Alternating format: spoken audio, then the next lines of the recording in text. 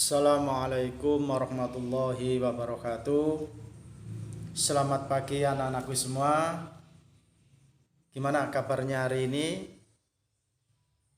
Tentunya kabar kalian mudah-mudahan sehat semua.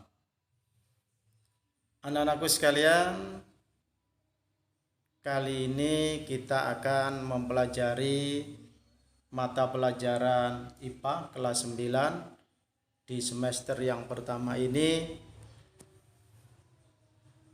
Kita akan mempelajari pokok bahasan yang pertama, yaitu sistem reproduksi pada manusia. Pembelajaran pada hari ini saya, Pak Gianto, kalau dipanggil di sekolahan, atau Pak G, akan menyampaikan materi pembelajaran hari ini. Mudah-mudahan pembelajaran pada hari ini bisa kalian terima dengan baik, bisa kalian pahami dengan mudah, dan tentunya diharapkan pembelajaran pada hari ini bisa menyenangkan buat kalian semua. Anak-anakku sekalian, sebelum Pak G menjelaskan lebih lanjut tentang sistem reproduksi pada manusia, terlebih dulu Pak G akan menyampaikan tujuan pembelajaran pada hari ini. Melalui kegiatan pembelajaran IPA pada pagi hari ini, diharapkan peserta didik dapat menyebutkan organ reproduksi pada manusia. Yang kedua, menjelaskan organ reproduksi pada orang laki-laki. Yang ketiga, menyebutkan organ reproduksi pada orang wanita. Dan yang keempat adalah menjelaskan organ reproduksi pada orang wanita. Anak-anakku sekalian, mari kita lanjutkan pembahasan kita. Kita awali dengan apa sih yang dinamakan dengan reproduksi itu? Macamnya apa saja? Tujuannya apa saja? Dan pengertiannya juga apa? Ini yang akan kita bahas lebih lanjut pada pertemuan kali ini. Kita definisikan dulu apa pengertian dari reproduksi itu. Reproduksi, atau kalau di bahasa Indonesia kan namanya berkembang biak. Perlu kalian ketahui bahwasanya salah satu ciri daripada makhluk hidup itu adalah melakukan reproduksi atau berkembang biak. Reproduksi pada makhluk hidup itu dibedakan menjadi dua macam. Yang pertama, reproduksi secara generatif atau seksual atau secara kawin. Reproduksi secara generatif itu diartikan kemampuan suatu makhluk hidup untuk memperbanyak jenisnya yang diawali dari peleburan antara sel kelamin jantan dan sel kelamin betina. Yang kedua, reproduksi secara vegetatif atau aseksual atau tak kawin. Reproduksi secara aseksual itu diartikan kemampuan makhluk hidup untuk memperbanyak jenisnya tanpa didahului oleh peleburan antara sel kelamin jantan dan sel kelamin betina.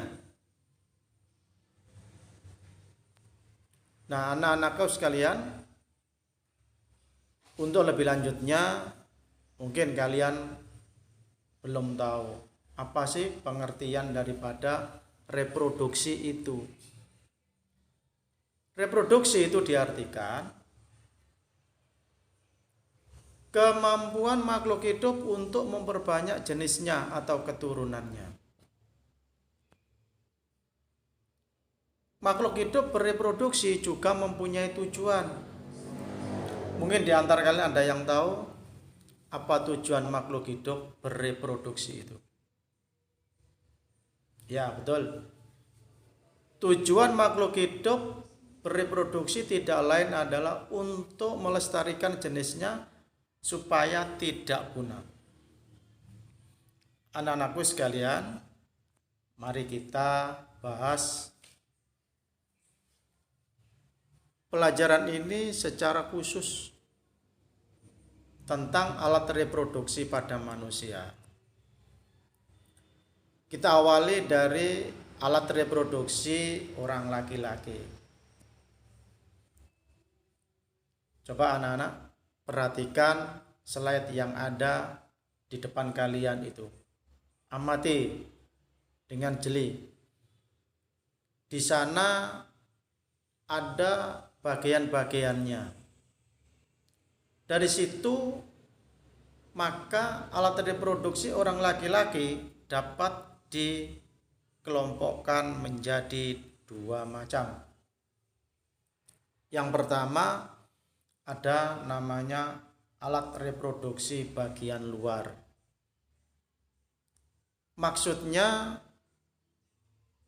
bagian ini merupakan bagian yang tampak atau kelihatan dari luar.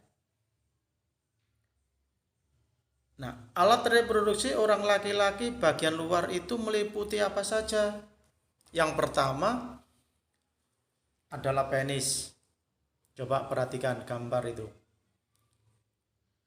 Penis manusia atau orang laki-laki itu dapat dibedakan menjadi dua bagian. Ada yang dinamakan dengan batang penis dan ada kepala penis. Penis orang laki-laki itu mempunyai fungsi utama sebagai alat kopulasi. Mungkin ada di antara kalian yang tahu apa sih maksud dari alat kopulasi itu. Alat kopulasi itu merupakan suatu alat atau sarana untuk memasukkan sperma ke dalam alat kelaminnya orang wanita. Anak-anakku sekalian, penis orang laki-laki itu tadi dikatakan pagi mempunyai dua bagian. Ada yang dinamakan dengan batang penis dan ada kepala penis. Khusus pada bagian ujung penis atau kepala penis itu ada bagian kulit yang lebih. Bagian itu disebut dengan preputium. Nah, preputium inilah biasanya pada anak-anak itu dihilangkan atau orang Jawa menyebut dikitan. Kenapa harus dikitan? Kenapa preputiumnya harus dihilangkan? Karena di dalam preputium itu banyak terakumulasi beberapa kotoran-kotoran, sehingga kotoran-kotoran tersebut harus dihilangkan supaya tidak membahayakan kesehatan baik bagi orang laki-laki itu sendiri maupun orang perempuan besok kalau sudah dewasa. Anak-anakku sekalian, alat kelamin bagian luar orang laki-laki yang kedua yaitu skrotum. Mungkin ada yang tahu di antara kalian apa sih skrotum itu? Skrotum itu adalah selaput atau membran yang membungkus testis. Skrotum ini sifatnya elastis. Artinya elastis itu bisa menyesuaikan kondisi lingkungan. Kalau suhu udaranya itu panas, maka membran skrotum ini akan mengendur. Nah, sedangkan kalau udaranya itu dingin, maka membran skrotum ini akan mengkerut.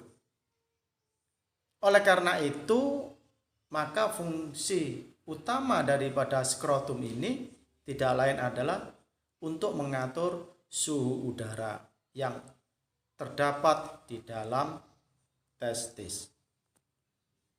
Anak-anakku sekalian, yang kedua yaitu bagian dalam. Bagian dalam itu bagian yang tidak tampak dari luar, tidak bisa dilihat secara langsung oleh mata kita. Adapun bagian dalam alat kelamin atau reproduksi orang laki-laki, itu yang pertama adalah testis. Atau orang Jawa menyebut dengan istilah buah jakar. Coba perhatikan gambar yang ada di atas itu.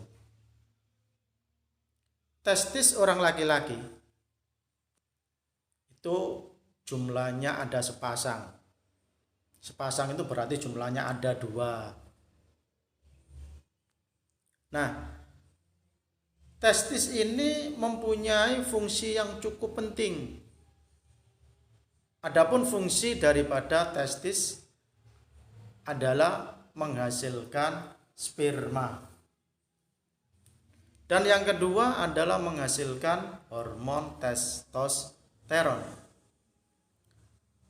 Anak-anakku sekalian, mungkin kalian pernah melihat di internet seperti apakah model dari sperma ini.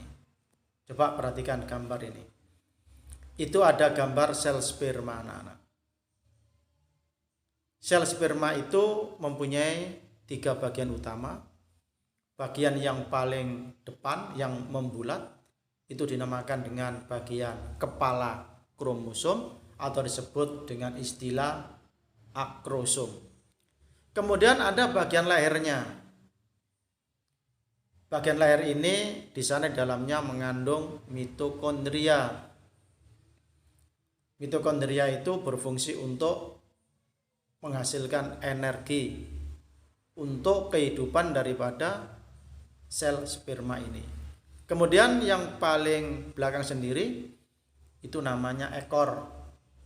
Ekor ini berfungsi sebagai alat gerak, pergerakan untuk menuju ke sel telur nanti untuk bisa membuahi sel telur.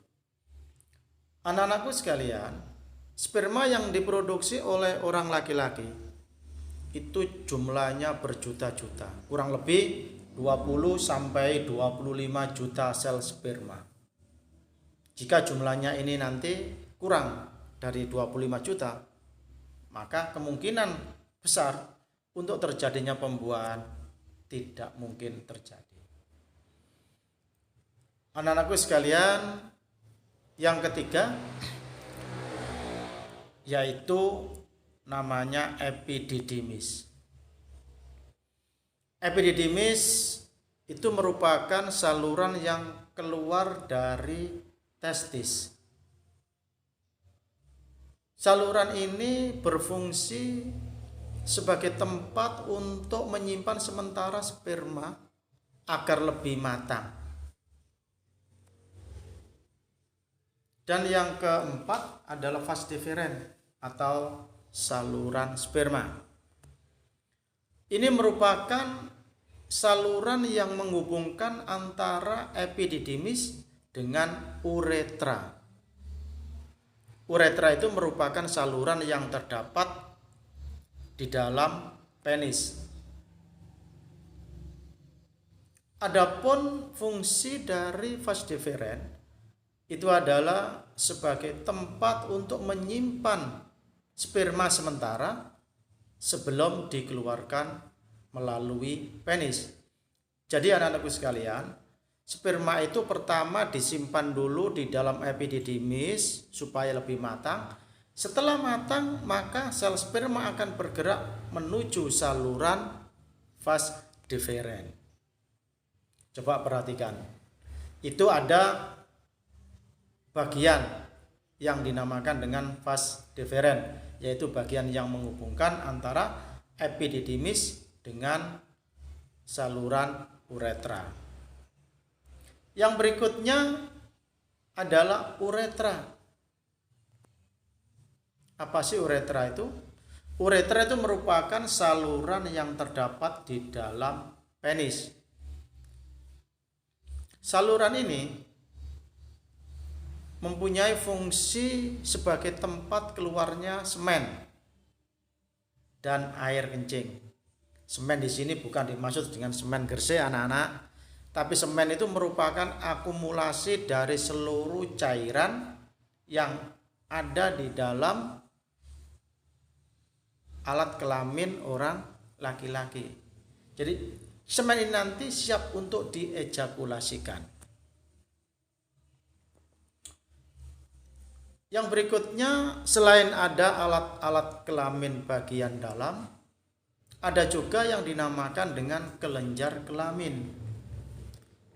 Kelenjar kelamin itu adalah kelenjar yang menghasilkan suatu getah atau cairan. Kelenjar kelamin mempunyai peranan yang cukup penting karena bisa membantu untuk keberlangsungan daripada sperma. Nah, kelenjar kelamin pada orang laki-laki itu terdapat 3 macam. Yang pertama dinamakan vesicula seminalis. Saluran ini berfungsi untuk menghasilkan nutrisi atau makanan untuk perkembangan sperma. Jadi sperma itu anak-anak butuh nutrisi atau makanan. Oleh karena itu, vesicula seminalis ini di dalamnya banyak mengandung zat gula, terutama fruktosa. Ya, termasuk peptidoglin. Nah, ini fungsinya adalah untuk memberikan makanan untuk kehidupan daripada sel sperma. Yang kedua ada namanya kelenjar prostat. Kelenjar ini berfungsi untuk menghasilkan cairan yang bersifat basa atau alkali. Cairan ini untuk melindungi sperma dari gangguan-gangguan yang terjadi di dalam vas deferens. Yang ketiga yaitu kelenjar Cowper atau yang disebut juga dengan istilah bulbouretra. Fungsinya adalah untuk menghasilkan lendir dan cairan yang bersifat basah.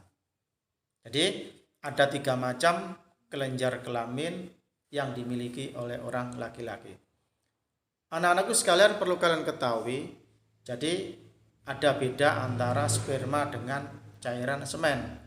Cairan semen itu adalah cairan yang terdiri dari sperma dan cairan yang dihasilkan oleh beberapa kelenjar.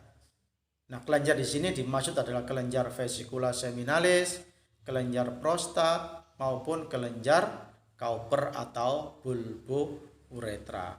Nah, cairan semen inilah nantinya yang akan siap untuk diejakulasikan oleh orang laki-laki. Anak-anakku sekalian yang saya cintai dan saya banggakan, sekarang kita membicarakan bagian yang kedua, yaitu tentang alat-alat reproduksi orang wanita. Coba perhatikan tayangan slide yang ada di HP kalian. Coba perhatikan. Di sana ada beberapa bagian-bagian yang cukup penting. Nah, alat reproduksi pada orang wanita itu sama dengan orang laki-laki, dibedakan menjadi 2 macam. Yang pertama ada namanya bagian luar. Nah, bagian luar ini meliputi adalah labium atau bahasa Jawanya disebut dengan bibir. Ada 2 macam labium, ada labium mayora dan labium minora. Labium mayora itu orang Jawa menyebut bibir besar dan labium minora itu adalah bibir kecil. Labium mayora itu adalah labium bagian luar, di mana pada bagian ini banyak ditumbuhi oleh rambut-rambut halus. Ini khususnya pada orang dewasa. Sementara labium minoranya ini letaknya di sebelah dalam, bentuknya berlipat-lipat dan ini bersifat elastis. Yang kedua yaitu vulva. Vulva ini atau disebut dengan istilah celah atau lubang antara labium mayora dengan labium minora. Anak-anakku sekalian, sekarang yang bagian dalam alat kelamin wanita itu meliputi nomor 1, ovarium atau indung telur. Anak-anakku sekalian, ovarium atau indung telur itu jumlahnya ada sepasang atau ada 2. Letaknya di sebelah kiri dan sebelah kanan. Kalau kamu amati gambar itu seperti gambar telur itu ada 2, sebelah kanan dan sebelah kiri. Ovarium ini mempunyai fungsi yang cukup penting. Fungsi utamanya adalah menghasilkan ovum atau sel telur. Dan yang kedua menghasilkan hormon estrogen dan progesteron. Kedua hormon ini mempunyai fungsi yang berbeda. Hormon estrogen itu mempunyai fungsi untuk mempengaruhi pembentukan tanda-tanda kelamin sekunder pada orang wanita. Adapun ciri-ciri atau tanda-tanda kelamin sekunder pada orang wanita itu diantaranya nomor 1, tumbuhnya payudara. Yang kedua, pinggul membesar, kulit halus. Kemudian yang ketiga adalah menstruasi. Sementara hormon progesteron ini mempunyai fungsi membantu dalam proses menstruasi atau mempersiapkan pembentukan lapisan endometrium di dalam uterus yang berfungsi pada saat proses kehamilan nanti. Nah, anak-anakku sekalian, tadi ovarium itu fungsi utamanya menghasilkan sel telur. Nah, jadi sel telur itu diproduksi dalam ovarium. Nah, jika sel telur itu sudah matang, maka sel telur akan dilepaskan dari ovarium. Nah, peristiwanya itu dinamakan dengan ovulasi. Kalau begitu apa sih yang dinamakan dengan ovulasi itu? Mungkin di antara kalian ada yang tahu. Ovulasi itu adalah peristiwa terlepasnya sel telur atau ovum dari ovarium. Ovulasi ini biasanya terjadi hari ke-14 setelah orang wanita mengalami menstruasi. Pada masa-masa inilah orang perempuan itu dikatakan masa paling subur. Anak-anakku sekalian yang saya cintai dan saya banggakan, tadi sudah dikatakan Pak G, apa itu yang dikatakan dengan ovulasi. Nah, sekarang bagaimanakah proses terjadinya ovulasi itu? Coba perhatikan, itu ada gambar indung telur, kemudian di dalamnya ada titik. Nah, titik itu adalah sel telur. Nah, sel telur ini kalau sudah masak, maka sel telur ini akan dilepaskan oleh indung telur. Kemudian ditangkap oleh infundibulum, di mana pada bagian ujungnya ada seperti rumbai-rumbai yang disebut dengan fibrae. Nah, fibrae ini fungsinya adalah untuk menangkap sel telur yang terlepas dari ovarium. Nah, setelah itu nanti sel telur akan menuju ke bagian apa yang dinamakan dengan saluran telur atau tuba falopi. Jadi di sana nantilah akan terjadi peristiwa yang dinamakan dengan fertilisasi. Anak-anakku sekalian, mari kita lanjutkan lagi. Yang berikutnya adalah oviduk atau tuba falopi atau saluran telur. Coba perhatikan gambar slide. Oviduk atau tuba falopi itu merupakan saluran yang menghubungkan antara ovarium dengan rahim atau uterus. Adapun fungsi daripada oviduk adalah sebagai tempat terjadinya pembuahan atau fertilisasi. Mungkin di antara kalian ada yang tahu apa sih pembuahan atau fertilisasi itu? Pembuahan atau fertilisasi itu adalah peristiwa bertemunya antara sel sperma dengan sel telur. Jadi fertilisasi ini terjadi tepatnya bertemunya itu di dalam oviduk atau tuba falopi. Yang berikutnya adalah uterus atau rahim. Rahim seorang wanita itu bersifat simplek, artinya hanya mempunyai satu ruangan. Adapun fungsinya sebagai tempat tumbuh dan berkembangnya janin selama kehamilan. Janin ini nanti tumbuh di dalam uterus kurang lebih 9 bulan 10 hari. Kemudian yang terakhir adalah vagina. Nah, fungsi daripada vagina adalah sebagai saluran tempat keluarnya darah saat menstruasi.